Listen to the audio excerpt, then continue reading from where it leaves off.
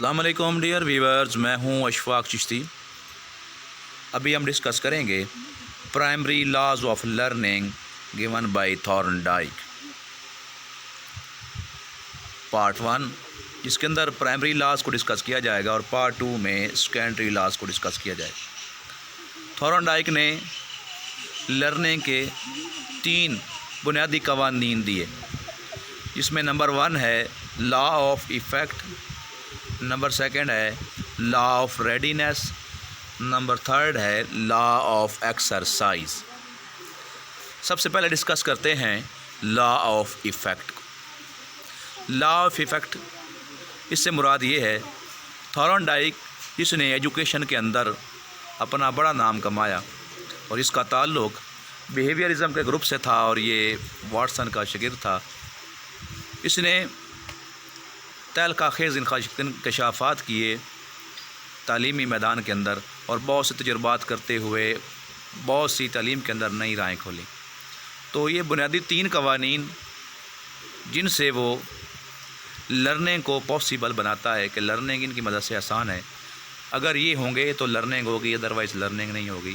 तो नंबर 1 है इसमें लॉ ऑफ इफ़ेक्ट। इसका मतलब ये है, वो कहना ये चाहता है अगर जो ऑर्गेनिज़म है, जो जानदार, इस पर एक्सपेरिमेंट किया जा रहा है, या कि बच्चा जिसको टीचर टीच करता है, पढ़ाता है उसको, तो वो नताइज तब दिखाएगा जब उसको कोई रिवार्ड मिलेगा। अगर उसकी मेहनत का उसको अच्छा सिला मिला, उसका अच्छा असर साबित हुआ, तो वो मज़ीद और बढ़ेगा।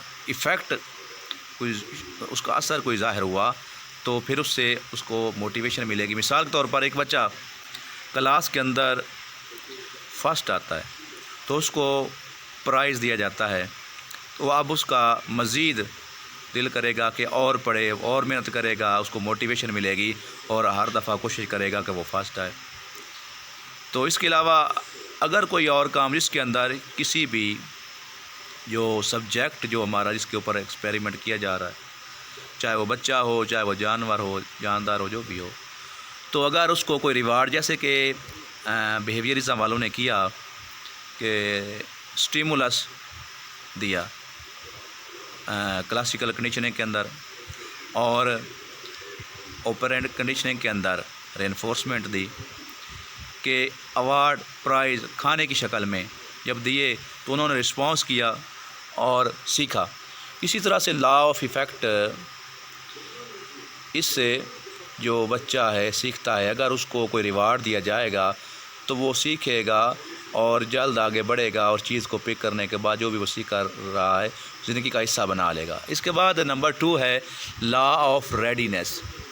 लॉ ऑफ रेडीनेस से मुराद थॉर्नडाइक की ये है कि अगर इसके लिए तदरीस के लिए बच्चा तैयार ही नहीं है, जो उसके लिए तदरीस की जा रही है, टीचर पढ़ा रहा है उसको और वो लर्न कर रहा है, लर्निंग हो रही है उसकी, तो वो अगर ज़हनी तौर पर तैयार नहीं है तो चाहे आप जिस अंदाज से भी पढ़ाएं वो नहीं पिक कर पाएगा। आपका लेक्चर का उसके ऊपर कोई असर नहीं होने वाला। लेकिन अगर वो खुद इंटरेस्टेड है, चीज़ों को समझना चाहता है और वो ज़हनी तौर पर तैयार है, तो वो अच्छी अंदाज़ में आपके लेक्चर को सुनेगा, आपकी बात को सुनेगा और पिक कर लेगा। तो वो ये कहना चाहता है कि तदरीस के लिए टीचर को चाहिए कि बच्चे को पहले ज़हनी तौर पर तैयार करे, कि उसका रेडी होना, तैयार होना ज़रूरी है। ज़हनी तौर पर वो तैयार होगा तो अब वो सीखेगा, अगर वो तैयार नहीं तो नहीं सीख सकता।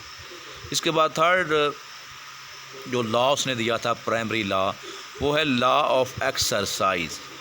Law of exercise, law of exercise,